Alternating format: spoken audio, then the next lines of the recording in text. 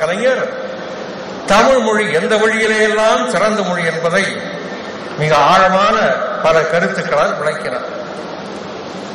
100 ஆண்டுகளுக்கு முன்னாலே பரிதிமார் கலைஞர் விளக்கினார் என்பதற்காக, எவ்வளவு ஆழமாக எண்ணி பார்த்தார் என்பதற்காக இந்த அவையிலே உள்ளவர்கள் மொழியை பற்றி பெருமளவுக்கு அறிந்தவர்களாக இருந்தாலும் கூட, தமிழ் மொழியின் பெருமையை தெரிந்தவர்களாக இருந்தாலும் கூட, பரிதிமார் கலைஞரே சொல்கிறார் என்பதற்காக இதை அறிந்து கொள்ள விரும்புவார்கள் என்று நான் எதிர்பார்த்து அதை கொஞ்சம் படித்து காட்ட விரும்புகிறேன். வடமொழி தமிழ்நாட்டில் வெகு நாள்காரும் இயங்கியும் நீண்டகால வடமொழி தமிழ்நாட்டிலே வழக்குக்கு வருவதற்காக முயற்சித்தும் அதற்கு தமிழ் மொழியை தன் வழியில் திருப்பிக் கொள்வதற்கு உற்ற ஆற்றல் இல்லாது போயிற்று. வடமொழியாளர் தமிழருடைய ஒழுக்க வழக்கங்களை உணர்ந்து அவற்றிற்கேற்ப வடமொழியில் நூல்கள் வகுப்பான் குவிந்தனர். வடமொழியாளர்கள் தமிழ்நாட்டிலே தாங்கள் இயற்றக்கூடிய நூல்கள் ஏற்கப்பட வேண்டுமானால் தமிழ்நாட்டு மக்கள் விரும்பக்கூடிய அவருடைய பழக்க வழக்கங்கள் ஒழுக்கங்களை போற்றுவதாக இருக்க வேண்டும் என்று எண்ணிக்கொண்டு இயற்றினார்கள். தமிழரிடத்தில் இல்லாதிருந்த, தமிழரிடத்திலே வழக்கிலே இல்லாமல் இருந்த, நடைமுறையில் இல்லாமல் இருந்த அந்தணர், அரசர், வணிகர், வேளாளர் என்ற 4 வகை ஜாதி முறையை மெல்ல மெல்ல நாட்டிவிட்டனர். பரிதிமார் கலைஞர் சொல்லுகிறார், சொல்லிவிட்டு சொல்லுகிறார், முற்படைப்பதனில் வேறாகிய முறைமை போல் 4 வகை ஜாதி இந்நாட்டில் நீர் நாட்டினீர் என்ற ஆரியரை நோக்கி முழங்கும் கவிழர் அகவலையும் காண்க என்று பரிதிமார் கலைஞர் இதை எடுத்து காட்டுகிறார். இன்னும் வடக்கே இருந்து வந்தவர்கள் அல்லது வேறு இனத்தைச் சேர்ந்தவர்கள் தம் புந்தி நிறத்தை காட்டி தமிழ் அரசரிடம் அமைச்சர்களாகவும் அமைச்சர்கள் எனவும் மேலதிகார பிரபுக்கள் எனவும் அமைந்து கொண்டனர். தமிழரிடத்தில் இருந்த பல அரிய உண்மை கருத்துக்களையும் மொழிபெயர்த்து தமிழர் அறிய முன்னரே அவற்றை தாம் அறிந்தன போலவும் வடமொழியினின்றுமே தமிழிற்கு அவை வந்தன போலவும் காட்டினர். பரிதிமார் கலைஞரே எவ்வளவு வருத்தத்தோடு வேதனையோடு குறிப்பிடுகிறார் என்பதை நாம் எண்ணி பார்க்க வேண்டும். அவர் வடமொழியை வெறுத்தவர் கூட அல்ல, வடமொழியை அறிந்தவர், ஆங்கிலத்திலேயே ஒரு தேர்ச்சி பெற்றவர். ஒரு பாதிரியார் பாராட்டுகிற அளவுக்கு, பாராட்டுகிற அளவுக்கு ஆங்கிலத்திலே அவருக்கு தேர்ச்சி, தமிழிலே தேர்ச்சி. அவர் சொல்லுகிறார், மேலும் வடமொழி சொற்கள் தமிழிலே கடத்தல் குறித்து வடமொழி பேச்சு வழக்கற்று ஏட்டு வழக்காய் மட்டும் இருக்க நிலைமை எய்திவிட்டமை. வடமொழி அப்பொழுதே பேச்சு வழக்கு இல்லை என்கிறார். இன்னொரு அறிஞர் சொன்னார்,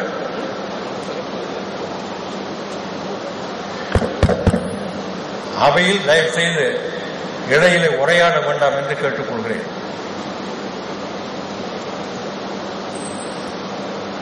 இன்னொரு அறிஞர் சொன்னார், வடமொழி பேச்சு மொழியாக பிறக்கவே இல்லை. வடமொழி என்பது டாக்குமெண்ட் லாங்குவேஜ் என்ற முறையிலே உருவாக்கப்பட்ட மொழியே தவிர வடமொழி மக்கள் பேச்சு மொழி அல்ல. வடமொழி என்ற சொல்லுக்குரிய மொழிகளாக பல மொழிகள் வடக்க, பாலி மொழி போல வட்டார மொழிகள், பிராந்திய மொழிகள் என்று வழங்கப்பட்ட மொழிகள். ஆனால் வடமொழி மக்கள் பேச்சு வழக்கிலே இருந்த மொழி அல்ல. சமஸ்கிருதம் என்ற வடமொழி பேச்சு வழக்கிலே இல்லை. அது பேச்சு வழக்கிலே இல்லை என்பதை அவர் உணர்ந்த காரணத்தால் சொல்கிறார், பேச்சு வழக்கிலே இல்லாத நிலையில் ஏட்டு வழக்காய் மட்டும் இருக்க நிலைமை ஏற்பட்டு விட்டமையின் பேச்சு வழக்கிலும் இருந்த தமிழில் வட சொற்கள் புகுவது எளிதாகவும் வடமொழியில் தமிழ் சொற்கள் புகுவது அரிதாகவும் ஆகிவிட்டன. இது பிற்கால நிலை. தமிழிலிருந்து வடமொழிக்கு பிற்காலத்திலே சொற்கள் செல்லவில்லை. தொடக்க காலத்திலே தமிழிலே இருந்து திராவிட மொழிகளிலே இருந்து வட சொல்லாக உருக்கொண்ட சொற்களை ஏராளம். அதை எமனோ பர்ரோ போன்ற அறிஞர்களுடைய ஆய்வில் ஏராளமான சொற்களை எடுத்துக்காட்டி இருக்கிறார். அதனாலேயே தமிழ் புலவர்கள் ஆரிய சொற்கள் தமிழில் வருவதற்கேற்ற விதிகளும் கூட இடைக்காலத்திலே வகுத்தனர். ஆனால் அப்படி விதி வகுத்தது வட சொல் தமிழில் இடம்பெற வேண்டுமானால் இந்த விதிப்படிதான் இடம்பெற வேண்டும் என்றார். அதை விட மேலும் அவர் சொல்கிறார், தென்னாட்டின் கண் சிறந்து ஒளிரான் என்ற அவிழ்தலுமினிய தமிழ் மொழி எவ்வாற்றால் ஆராய்ந்தபடியும் உயர்ந்தனை செம்மொழியே ஆம் என்பது நிச்சயம். இவ்வளவு உயர்வும் சிறப்பும் வாய்ந்த அருமை தமிழ் மொழியை உள்நாட்டு பொன்மொழிகளோடு ஒருங்கு எண்ணுதல் தவிர்த்து பிற மொழிகளெல்லாம் செம்மொழிகள் அல்ல, அந்த மொழிகளோடு சேர்த்து கருதுவதை தவிர்த்து வடநாட்டு மொழிகளிடையே உயர்திணை செம்மொழி சமஸ்கிருதம் என கொண்டார் போல வடக்கே இருக்கிற மொழிகளுக்கெல்லாம் கொஞ்சம் பேரண்டல் லாங்குவேஜ் என்ற ஒரு நிலை சமஸ்கிருதத்திற்கு ஏற்பட்டது. எழுத்து முறை இல்லாத பல மொழிகள் இருந்த அந்த வட்டாரங்களில் எழுத்து முறையிலே இடம்பெற்ற வடமொழி மற்றவர்களுக்கு ஒரு எடுத்துக்காட்டாக அல்லது பின்பற்றுவதற்குரியதாக ஆகிவிட்டது. அதோடு சமய அடிப்படையிலே கிடைத்த சமஸ்கிருதத்திற்கு கிடைத்த உயர்வு அந்த மொழியைச் சேர்ந்தவர்கள் சமஸ்கிருதத்தை தன்னுடைய முன் உதாரணமாக பின்பற்றினார்கள்.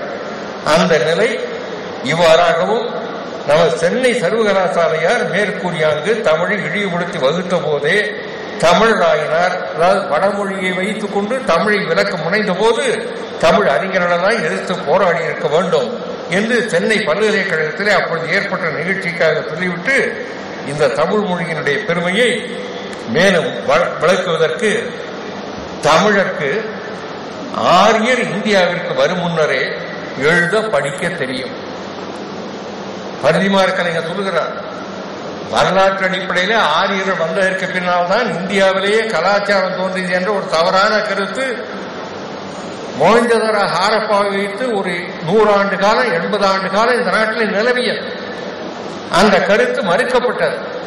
ஆனால் பரிதிமார் கலைஞர் மொஹஞ்சதாரோ ஹாரப்பாவை பற்றி அவர் எண்ணி பார்க்கிற வாய்ப்பு குறைவாக இருந்த காலத்திலேயே தமிழருக்கு ஆரியர்கள் இந்தியாவிற்கு வரும் முன்னரே எழுத படிக்க தெரியும், எழுத்து சுவடி என்பன தனித்தமிழ் சொற்கள் ஆதலும் காண்க, இதனாலே அகத்திய முனிவர் தமிழ் பாஷைக்கு நெடுங்கணக்கு வகுத்தனர் என்பதும் ஆரியரோடு கலந்த பிறகே தமிழர் தங்கள் பாஷைக்கு நெடுங்கணக்கு ஏற்படுத்திக் கொண்டனர் என்பதும் பொருந்தாதவை.